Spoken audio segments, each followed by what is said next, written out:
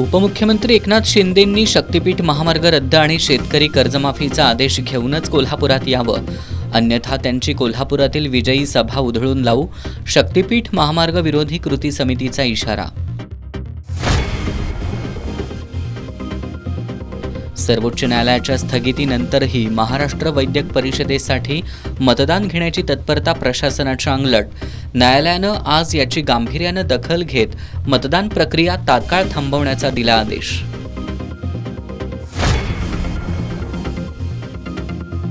कोल्हापूर शहरातील महिलांसाठीच्या स्वच्छतागृहांची तात्काळ दुरुस्ती करा.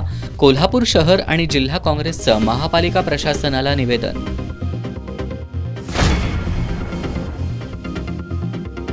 फॅन्सी नंबरच्या नादासाठी कोल्हापूरकरांची कोटीची उड्डाणं. गेल्या 2 वर्षात हवा तो नंबर मिळवण्यासाठी मोजले तब्बल 32 कोटी रुपये.